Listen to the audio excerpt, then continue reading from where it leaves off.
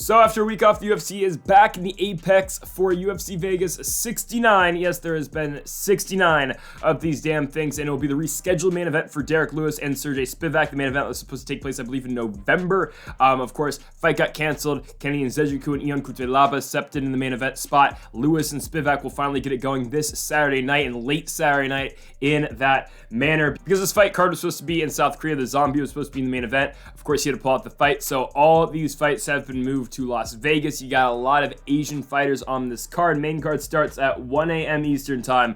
So yes, this Saturday night, Lewis and Spivac in the main event. And folks, if you haven't yet, though, make sure that subscribe button down below for some more UFC here on the channel. And also tomorrow we'll be posting our Bellator predictions of the main event. Bellator on CBS. Ryan Bader defends the heavyweight championship in the rematch against the last Emperor in Fedor Emelianenko. So make sure to come back tomorrow and check out that video as well. So our first fight of the night, it's just, I don't think this fight's that competitive. I don't think a lot of people think this fight's all that competitive. We've got Taira taking on Jesus Aguilar. I mean, there's a reason Taira's a minus 1,200 favorite coming into this one. He's undefeated so far in the UFC and is in his professional career, 12-0. 2 fights so far under the UFC banner. The first one being the win over Carlos Candelario, beating him by unanimous decision, just a straight up ass whooping. Taira gives Candelario in that fight, and in the second fight in the UFC, submitting CJ Vergara in the second round with an armbar. Taira's been really good so far in the UFC. His ground game is really shown, and really his striking is pretty solid as well. You saw him knock down Candelario in their fight all the way back on the Blachowicz-Rakic card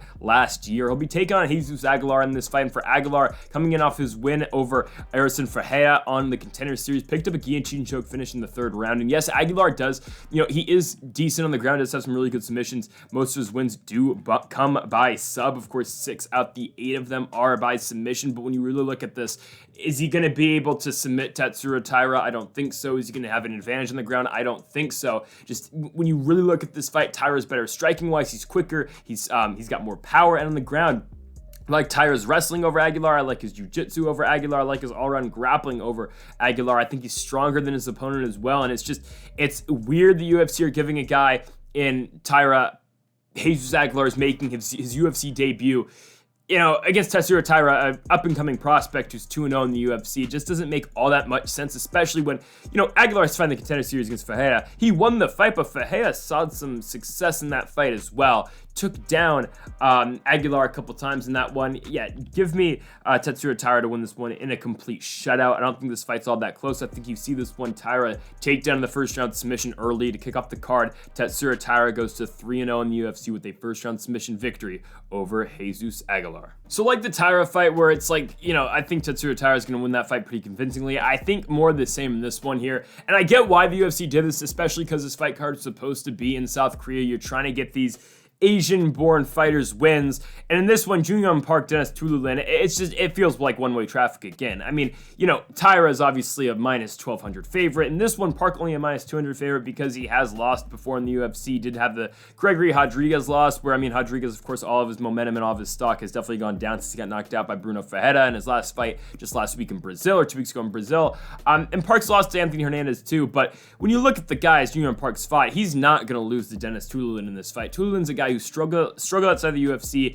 in M1, in ACB. He had some difficulty over there, and now he's going to be taking on a guy in Jung Park, and also with Tiuliulin. 1-1 in the UFC. He's got the loss to Kizraev in his first fight. I believe that fight was in Columbus, lost by rear naked choke in the second round. Comes back, beats Jamie Pickett in his second fight in the UFC, UFC 279, and Jamie Pickett, right? They're going to give that guy Bo Nickel next, which makes absolutely no sense. They're just trying to get Nickel a win, but it shows you Jamie Pickett's really low on the pecking order, and yes, Tiuliulin wins the fight.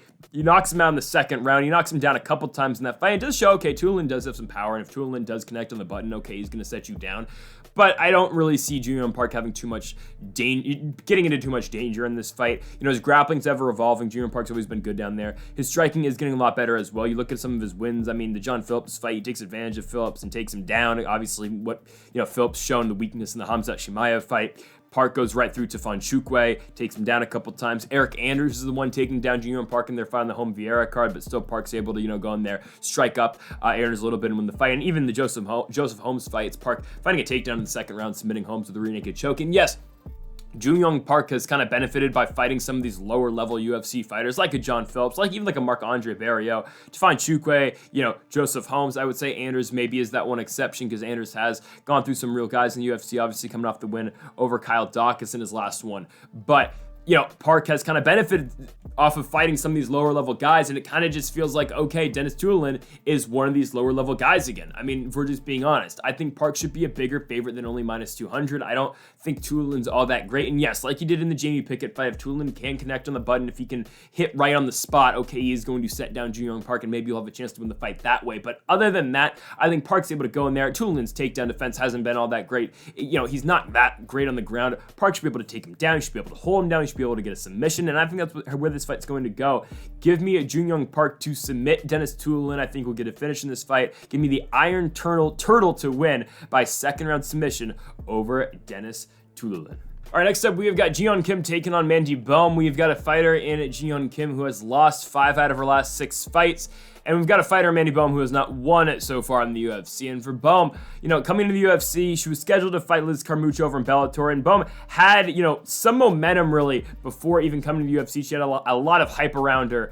But she comes in the UFC, and also before she was even, before she fought her first fight in the UFC against Ariane Lipski, she was booked to fight Taila Santos, a couple times. Fight never develops, and eventually she fights Lipski. She loses, and it's like, all right, where do you go from there? They give her Victoria Leonardo, who no one really thought Leonardo was even UFC caliber, and Leonardo goes in there and beats Mandy Bohm. And now where are we with Mandy Bohm? Because now they give her Jeon Kim, and I mean, she got out-grappled by Leonardo, she got outstruck by a mile by Ariane Lipski, and yes, Jeon Kim has not won a fight in a while. You look at some of her last results, they've not been great, but something that has remained consistent with Jeon Kim is that she's always been competitive in all of these fights. I mean, the Jocelyn Edwards fight, she loses by split decision. She loses to Priscilla Cachoeira in a unanimous decision fight where everyone in the world thought Jeon Kim won that one. They gave it to Priscilla Cachoeira. The Molly McCann fight, you can say she loses. I did think she did, but it was a fight of the night. Good fight. Alexa Grasso, she loses, but it's a competitive fight. And oh, by the way, Alexa Grasso is fighting for a world championship in her next fight. She beats Nadia Kassium back in 2019. Of course, Kassium no longer in the UFC. Loses to Antonina Shevchenko, and not the most competitive or entertaining fight. That's kind of concerning. Beats Melinda Fabian back in 2018. Justine Kish back in 2018 as well, both by split decision, and then loses to Lucia Puzilova back in 2017. So yes, Jeon Kim has not fought the best fighters. She has not, and she's fought a bunch of fighters who, all of her wins, by the way, are against fighters who are no longer in the UFC. But who do I think is not going to be in the UFC after this fight? Mandy Bohm. Because she's lost her first 2 fights. This is the fight again. If this fight card was in Korea, they're trying to get Jeon Kim back in the win column. Korean-born fighter, they're trying to get her back in the win column.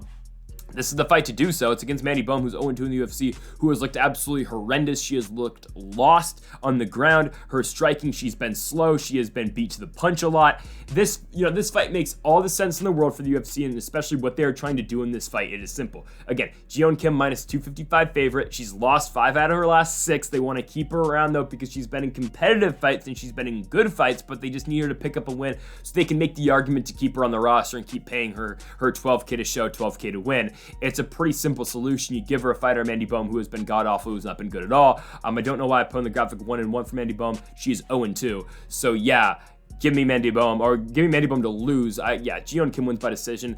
I could even see potentially a finish for Kim late in this fight, but give me the safe pick. Jeon Kim beats Mandy Bohm. She'll get it done by unanimous decision.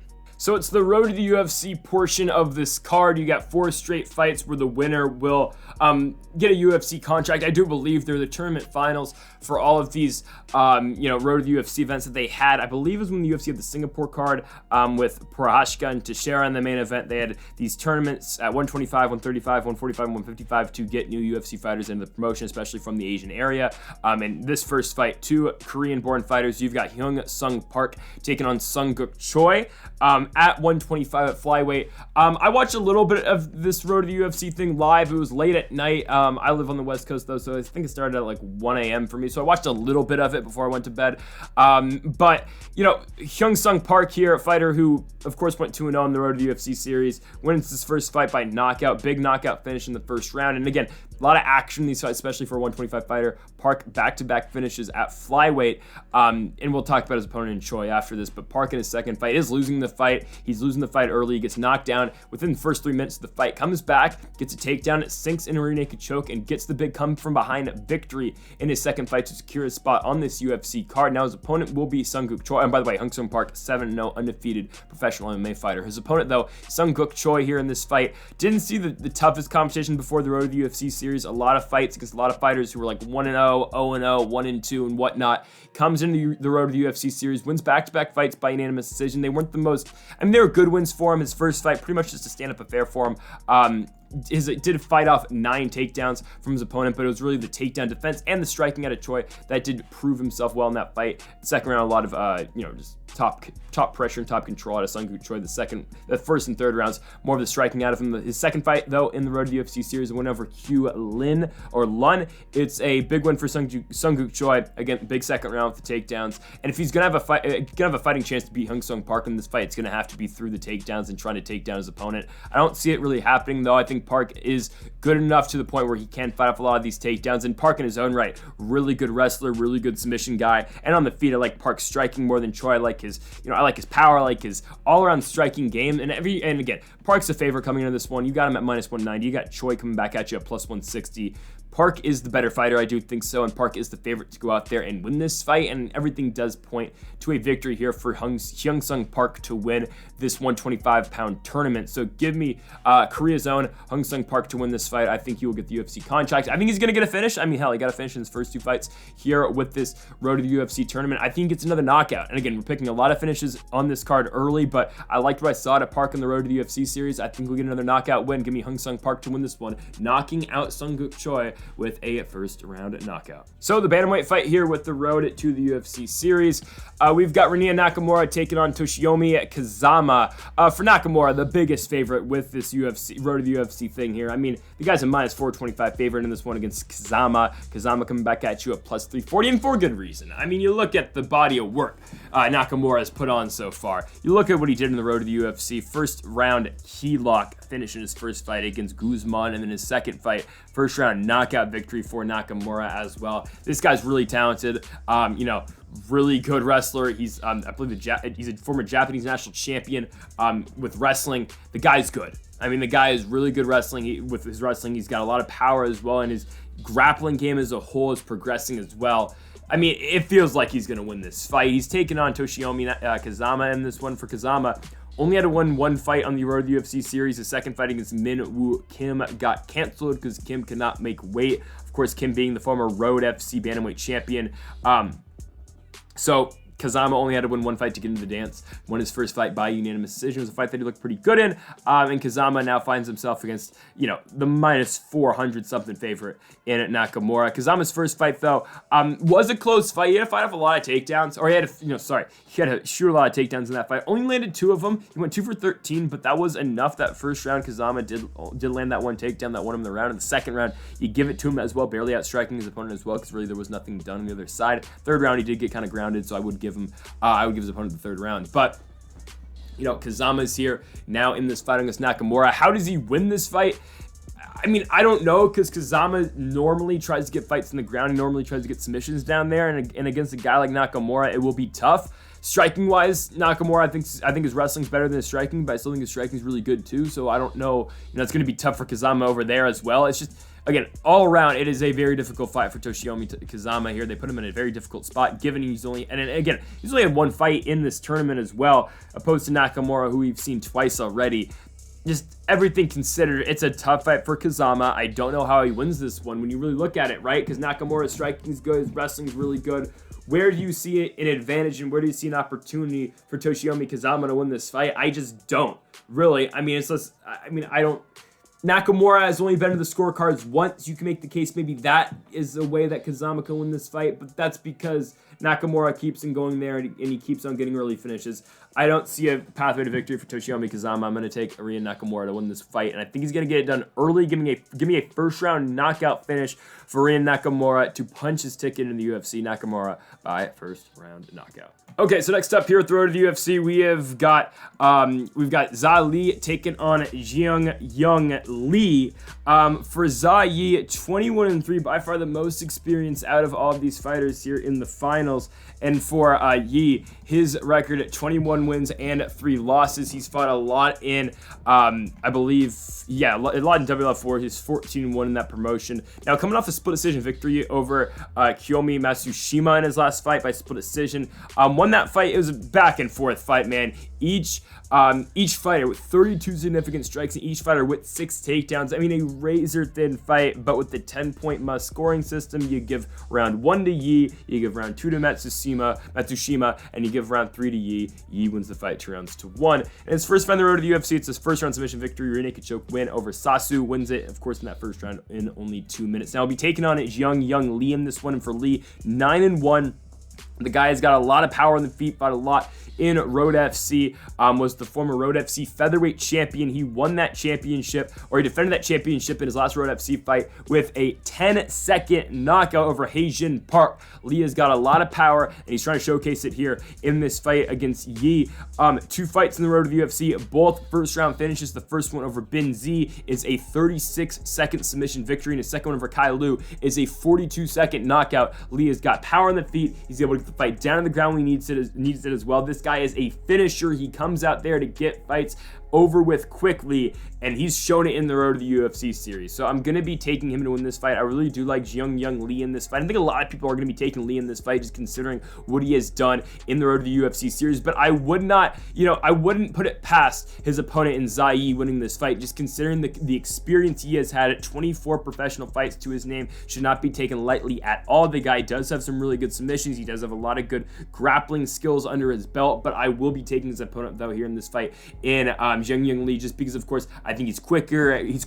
He's I think he's just all around better, and I think his submission game will go a long way in this fight. I think his power will go a long way in this fight too, and his just ability to get fights over with quickly, I think, will be big in this fight. So give me Lee to win this fight. I'm gonna take him by knockout. I think he'll be able to land that big shot early here. So give me Jung Lee, to win this fight by first round knockout. So by far the closest fight here with the road to the UFC series, you've got Anshul Jubli, the king of the lions, coming in from India, 6-0, taking on his opponent in Jeka Saragih. I'm not quite sure how to pronounce his name. However, this is the fight being contested at 155 pounds, and for Jubli, only one fight on the road to the UFC. His first one, his opponent in Patrick Usami missed weight in that fight in his first fight, so obviously the fight didn't happen. Jubli automatically goes on to the next round. He beat Kyung Pyo Kim by split decision in that fight. It was a really good fight. Back and forth fight. Jubli does get outstruck 97-100, but a back and forth contest. Really good fight. And again, 10-point must scoring system. First round goes to Jubli. Second one goes to Kim. Third goes to Jubli. Jubli wins the fight 2 rounds to 1. Really good fight though, and he's going to be taking on Jeka in this fight. And for Jeka, first fight in the road to UFC series, spinning back fist finish in the 3rd round, and his second one at first round knockout as well. Jeka has got a lot of power. Fighting, of course, from Indonesia. This guy, man, is very talented. He's got a lot of power on the feet. He's trying to put guys away. I wish there was more on Jubli, just because, again, we've only seen him once in the road to the UFC. He fought before on a Matrix fight promotion. This is a promotion in Abu Dhabi. Didn't really fight the best guys over there. He fought a guy who was 2-1, 5-4, 2-0, 5-4, and then a 4-0 fight in his first fight with that promotion. And for Jeka, I mean, he's 13-2. Fought a lot in One Pride MMA, lost twice over there, but his first loss being his first ever professional fight back in 2016, and then one loss in 2020 against a fighter who was 10-2 at the time, another fighter who fought on the road to the UFC as well. But yeah, it's a close fight, I think, for me, because I look at Jubli, and yes, he does have some good striking. I think his grappling is pretty solid as well. I think he's just an all-around really good fighter. But his opponent in Jeka, man, I mean, all the power in the world on the feet. You look at his 2 knockouts, 2 brutal and vicious knockouts out of Jeka in his first 2 fights in the road to the UFC. Really makes it tough to pick against him. And oh, by the way, this guy can get fights down to the ground. He can really work his ground and pound. A lot of his TKO finishes, a lot of his knockout finishes are with ground and pound. And over the way, he can get submissions as well. It feels like it is really an uphill climb for his opponent, who does really have a lot of hype around him in Jubli. I think he does, just because of the Indian connection. He made that big post-fight speech. He said he was going to put India on the map in the UFC. But Man, it's hard to pick him in this fight. I'm going to take his opponent in Jeka in this one. I think he's able to go in there, and the Indonesian fighter is able to put away Anshul Jubli early. Give me Jeka to win this fight by first round knockout, securing his spot in the UFC. Again, at -110, I really do like this for him. I'm going to take another finish. Give me Jubli to win this one at even money by first round knockout. So another UFC debut, but this time, of course, we've got Yusaku Kinoshita. He is on the UFC roster after his big win over Jose Henrique Souza on the Contender Series. Big third-round finish for him. He'll be taking on Adam Fugitt, coming out for his second UFC appearance. In his first fight in the UFC, losing to Michael Morales in the third round. He got finished in that third round by Morales. Morales, a really good fighter who did knock down Fugitt twice, and it was a tough spot for Fugitt because I believe, if I'm not mistaken, that fight was on somewhat short notice for him. Morales was originally scheduled to fight Ramiz Brahimaj. Brahimaj couldn't fight, so then Fugitt had to step in on short notice. But we did see Fugitt get hit a lot in that fight. And against a guy like Yusaku Kinoshita, if he gets hit that much by Kinoshita, it's going to be tough for him. Just because this guy hits hard, right? Yusaku hits very tough, very hard. He's a tough fighter to come out there and fight. You saw the fight against Henrique look very good in that one. About 60 significant strikes within those first 2 rounds. You know, the guy's 6-1. He fought some in Ryzen. He fought one fight in Ryzen, but, you know, Kinoshita is very good. Kinoshita is a very good fighter, a lot of power. He isn't bad on the ground either. He's fought a lot in Pancrase as well. 22 years old too. I mean, it feels like, again, it feels like the UFC's doing this a lot, and they're hoping that they can run the table, I think, with their Asian-born fighters winning in big spots. I mean, I think Taira is going to get it done against Aguilar. I think Park's going to get it done against Tiuliulin. I think Jeon Kim's going to get it done against Bohm. And then, of course, with the, you know, with the road to UFC, they're guaranteed a good result for every single fight for them, for them in each of those fights. And I think they get another one here. I mean, I think Fugitt's all right, but man, on the feet, he's not great. Yes, he does have some power. When you look at his win on LFA 125, where he knocks out Solomon Renfro in the first round in 43 seconds, good win for him, don't get me wrong, but other than that, I mean, Fugitt really, I don't think, has the capability of lasting long here against Kinoshita. He has been finished twice so far, once in LFA back in 2018. He's been finished by Morales in 2022. I just think Fugitt gets hit a lot. I think Kinoshita is going to be able to hit him a lot as well, and it's just going to be a tough fight for Fugitt to really stay in it. So give me his opponent here. Give me Yusaku Kinoshita to keep the streak alive and keep the success going here for all these Asian-born fighters. Again, I can't emphasize it enough. This fight card was originally supposed to be in Asia. They were trying to get a lot of these guys wins, and for some of these guys, fights on their home turf. Now, obviously, they're all going to Vegas to fight in the Apex at 1 o'clock in the morning, but still, give me the UFC newcomer. Give me Yusaku Kinoshita to go out there and beat Adam Fugitt. I think the power is just going to be too much for Fugitt to deal with. Yes, I think he'll get some strikes of his own off, but I think after a while and after a crazy back and forth first round, give me Yusaku Kinoshita to beat Adam Fugitt. He'll get it done by first round KO. So thankfully, I've been waiting for this day for a long time, where the Korean Superboy is finally back in the UFC octagon. Thank goodness Choi is back for the first time since 2019. Choi's back in the UFC octagon, and this guy produces nothing but bangers. I mean, you talk about Justin Gaethje, and you talk about Michael Chandler, about how these two guys are the most entertaining fighters in the UFC, and even Charles Jourdain as well. You talk about how entertaining these guys are and how they're bonus machines. Well, Choi is that guy as well. I mean, he is. 6 fights in the UFC. He should have 6 performance bonuses. I don't know why he didn't get the knockout of the night bonus in his first fight in the UFC back on the Edgar versus Swanson card in 2014. He knocks out Juan Manuel Puig in 10 seconds or 18 seconds. Doesn't get a knockout of the night. But anyways, second fight in the UFC, knockout of the night finish over Sam Cecilia. Beats Thiago Tavares after that knockout of the night finish in 2016. Wins fight of the night against Cub Swanson in one of the craziest fights of all time. Loses to Jeremy Stevens in a crazy fight as well, but loses by knockout in the second round. And then the Charles Air Jourdain fight. It was a fight where, yes, the Superboy was a -400 favorite, and he did not get the outcome that he wanted in that fight, but it was a crazy back-and-forth war in Busan, South Korea in 2019 that he does end up losing. Now, Choi's back, finally, after this long layoff, and he's back against Kyle Nelson. Now, Kyle Nelson was the guy who I'm surprised is still in the UFC, by the way. Lost 4 of his last 5. He's 1-4 in the UFC. I'm surprised he's still around because Kyle Nelson was the guy the UFC used to get Jai Herbert a win, right? Like, Jai Herbert needed a win, and he got it because the UFC wanted to keep Herbert around because he's a good fighter and he's got a big fan base, and a lot of people like him. So they needed to keep him around, so they gave him Kyle Nelson, who hadn't fought in 2 years. He wins, and you're like, okay, Kyle Nelson's probably done now, because he lost to Diego Ferreira, lost to Matt Sales, beat Polo Reyes, no longer in the UFC, and beat a Polo Reyes who was 8-7. Loses to Billy Q, gets knocked down in the third round, then beats Shai Herbert. You're thinking, okay, Nelson's gone. No, they keep him around for Doo Ho Choi. And again, yes, we haven't seen Choi in 4 years, which does get concerning, and if you are going to lay money on this, that does get concerning too, but that's why Doo Ho Choi is not that big of a favorite. He's at minus 190. I think the odds have changed now to Doo Ho Choi at minus 180, so I guess some money is coming in on Kyle Nelson. It's because of the layoff, and it's because people aren't, too keen, I guess, on Doo Ho Choi right now, but like, have we ever been high on Kyle Nelson? I don't think so. The guy's 13-5, and yes, again, Choi has not fought in a while. He has, he's only 31 still, though, in 2023, even though he hadn't fought in a while. He's booked against Danny Chavez back in 2021. He got injured, couldn't fight that fight. But, like, man, are we really counting out Doo Ho Choi in this fight? I think he should be much larger than a minus 180 or a minus 190 favorite. Let's just be honest with ourselves. I mean, this guy, when Doo Ho Choi's fighting his best, and I know he did not win the fights against Swanson, Stevens, and Jourdain, he's very competitive, and he's getting into back and forth wars with these guys. He's got power, just power that couldn't put away some of the elite guys in the weight class, or just higher level guys in the weight class. I hate to break it to you, Kyle Nelson is not on the same level as Charles Jourdain, Jeremy Stevens, and Cub Swanson. It's not even close. Right? So it just feels like, as a wise man once said, there's levels to this, and this is one of the fights where there are levels to. And again, it backs my point once more with the UFC trying to get these Asian-born fighters victories, because it just continues to be this way. They gave Doo Ho Choi, and I'm glad they did this, they gave Doo Ho Choi one of the easier matchups that they could give him in the weight class, and I'm glad they are, because I am a fan of the Korean Superboy, but they gave him one of these fights where, okay, let's get your footing back, let's get you a win, and then you can start fighting some of these higher level guys,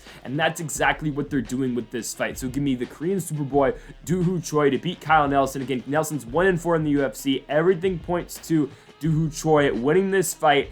And yeah, in his return at minus 190, give me the Korean Superboy Doo Ho Choi to win this fight. I think he gets a finish in the first round knockout win for Doo Ho Choi back in the UFC. So a heavyweight fight that really doesn't fulfill the UFC's, I guess, agenda for this fight card, which is fine. I mean, it's the first fight without any Asian fighters. We got Blagoy Ivanov taking on Marcin Tybura. It's an interesting one, because Tybura, 37 years of age, ranked right now in the heavyweight division. I think he's ranked 10th or 9th. And he's coming off a big win over Alexander Romanov. He's got the only win over Romanov so far. Romanov came in that fight 16-0, and Tybura stopped the hype. I mean, he was a plus 280 underdog in that one, and he beats Romanov, even though, okay, it should be a draw. It should be a draw. If Romanov's first round against Tybura is not a 10-8, I don't know what is. Derrick clearly was the only judge that got it right, I think. Sal D'Amato and Mike Bell, I think, got it wrong. But, obviously, what can't be denied is that Tybura wins rounds 2 and 3 in that fight. But the first round, he just gets dominated. I mean, Romanov has him on the ground for 4 minutes and 30 seconds. Tybura doesn't get a strike off. I mean, it's 64-1, I guess, for Romanov. It's interesting. But Tybura wins the last 2 rounds, and that's what gives him the win. And he beats Romanov in those last 2, and that's what Tybura's good at. He's good at staying in fights, and for a heavyweight, Tybura's got really good cardio. I mean, look what he's been able to do in some fights where he's gone the distance. I mean, he went on a 2-fight losing streak, and he went on a pretty big losing streak and a losing spell, losing to Verdum, Derrick Lewis. He beats Stefan Struve, but loses to Shamil Durakimov and loses to Augusto Sakai. After that, you're thinking, okay, Tybura's got to turn it up. He beat Serghei Spivac, which is a huge win for him, considering, who's in the main event this weekend. It's Serghei Spivac, obviously, and Tybura's got a victory over him, beating him by unanimous decision. Obviously, he lost to Derrick Lewis back a while ago in 2018. But anyways, he beats Spivac, he beats Maxime Grishin, he beats Ben Rothwell, he beats Greg Hardy.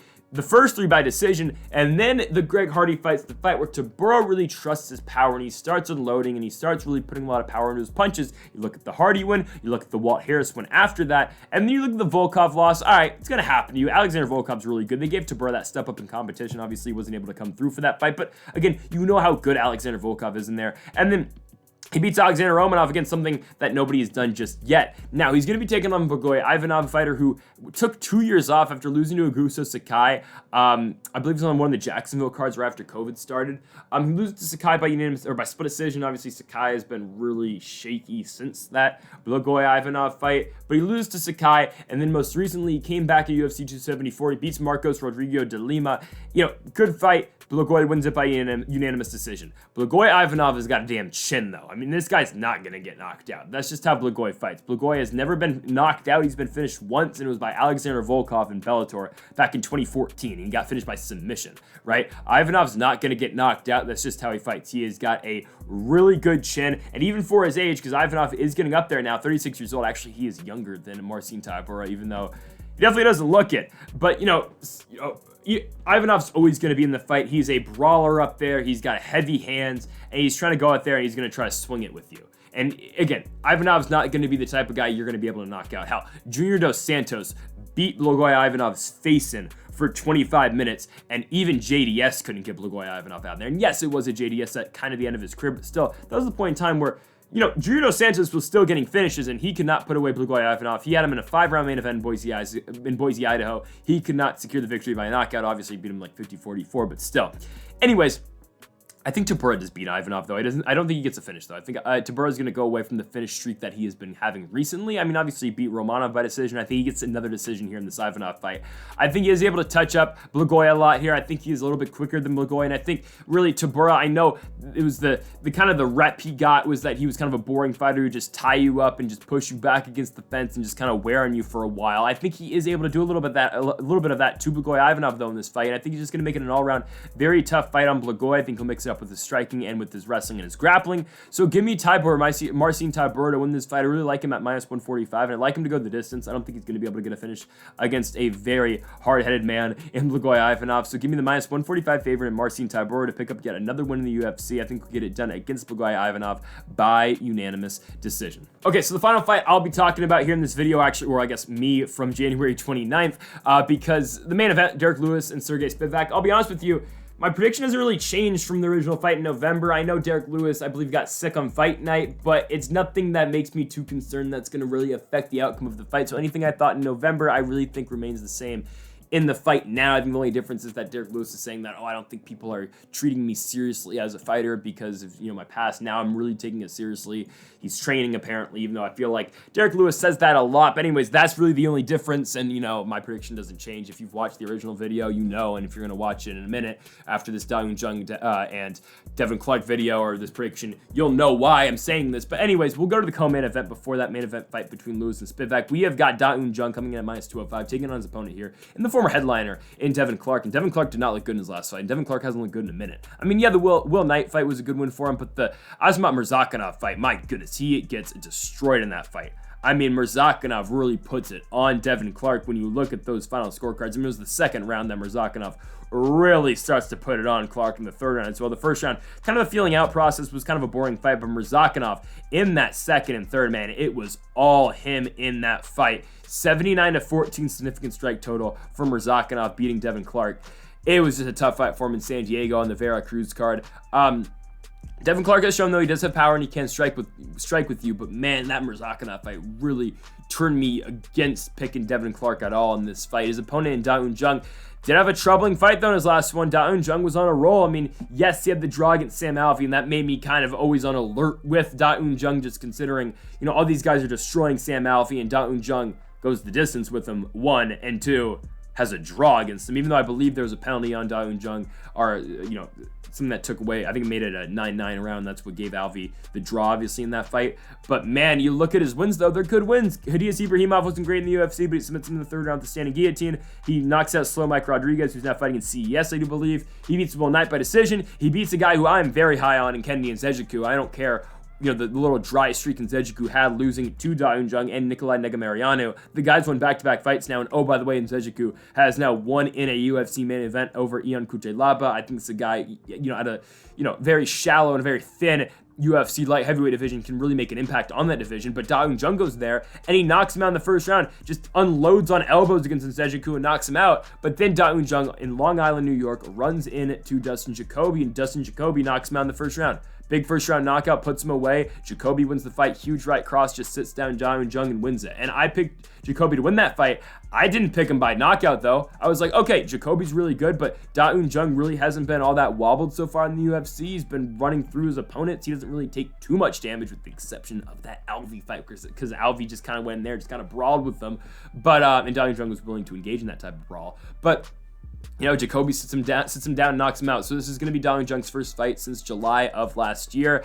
For Devin Clark, I mean, you know, the takedown, like, you know, he saw against Will Knight, had success against Will Knight, and even in the Daquan Townsend fight, even Ryan Spann, you know, Devin Clark has gone to the takedown some. It's not going to be there against Da Un Jung. Da Un Jung is very good at fighting off takedowns. His takedown defense rate so far in the UFC, 88%. Only been taken down once, and that was in his UFC debut against Ibrahimov in Shenzhen, China on the Andrade and Zhang Weili card. So all around, man, I just think it's a very tough fight for Devin Clark. I think takedowns wise, he's not going to be able to take down Da Un Jung. Striking wise, sure, he'll be in there, but I think Da Un Jung does have more power. Yes, if Devin Clark does connect like Dustin Jacoby connected on Da Un Jung, sure, he will flatline him and he'll likely knock him out. But I just don't think he's going to be able to. I think Jung, you know, his head movement, I think, is decent. I think he's going to be able to find a way to get out of these big strikes that Devin Clark will throw back at him.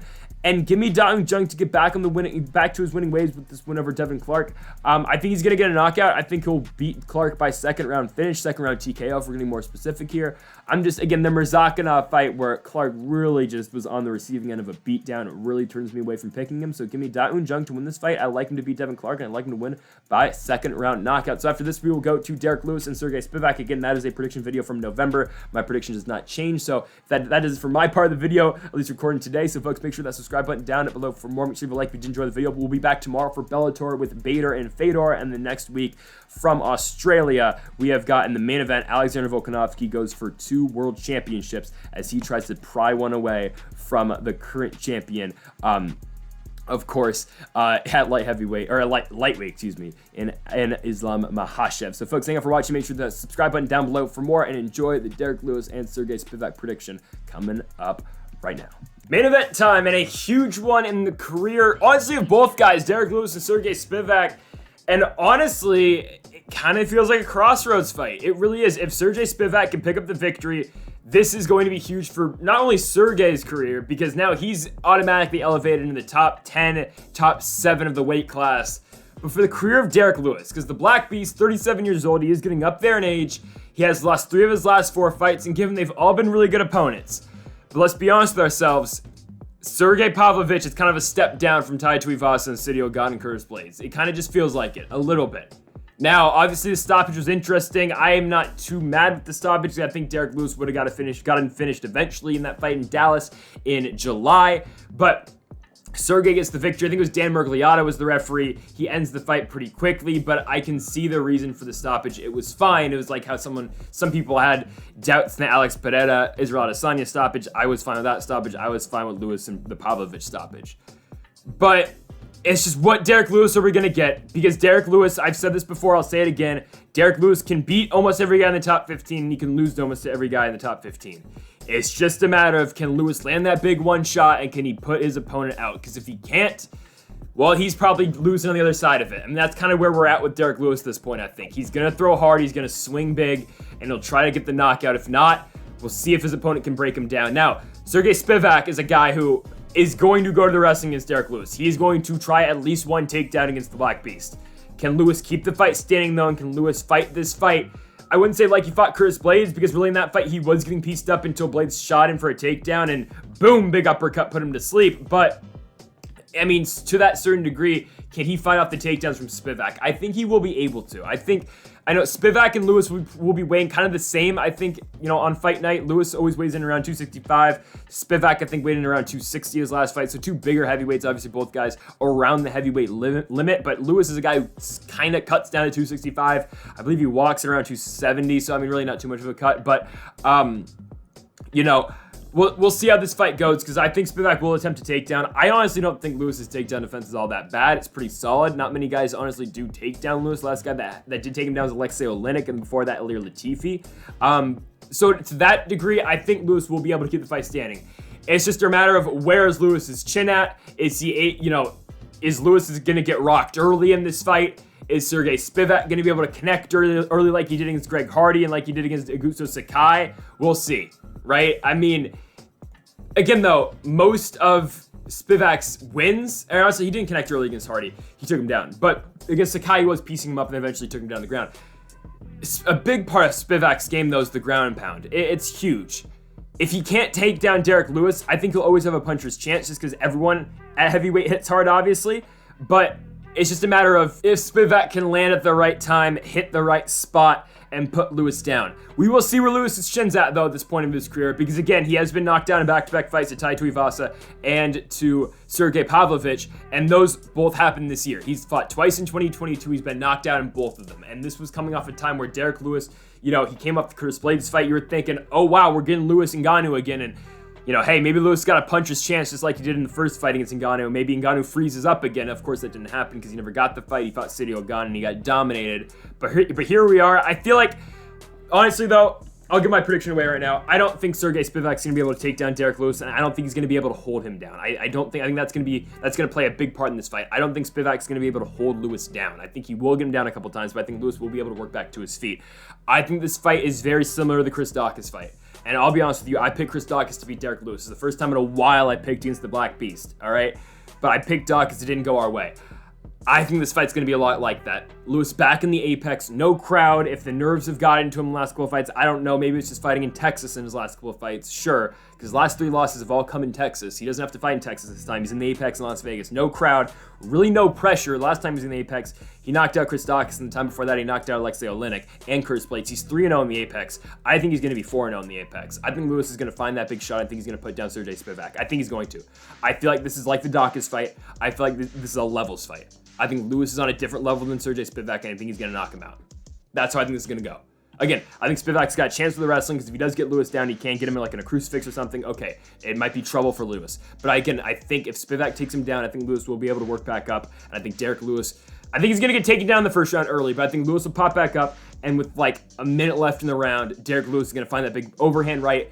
Big power shot by Lewis. He knocks Serghei Spivac out cold, puts him to sleep, and I think we're going to see the Derrick Lewis like we saw the 3 previous times in the UFC Apex. I think he's going to get back on the winning track with a first-round knockout victory over the polar bear in Serghei Spivac. So we're taking Derrick Lewis again to get back in the win column in the main event this weekend from the UFC Apex. And folks, thank y'all for watching another Fight Night preview and predictions here, of course, with Derrick Lewis and Serghei Spivac in the main event. If you haven't yet, though, make sure that subscribe button down below for more. We'll be back tomorrow for our Bellator predictions in the main event. Vadim Nemkov, Corey Anderson, number 2 for the light heavyweight championship, and then we'll be back in 2 weeks' time, I believe. Or yeah, I think UFC's taking a break next week. We'll have PFL for you, the PFL championship card next week, and then after that in 2 weeks we will have UFC Fight Night Orlando with Wonderboy Thompson and Kevin Holland in the main event as well. So folks, thank you for watching. Make sure that subscribe button down below for more, and Mamba forever.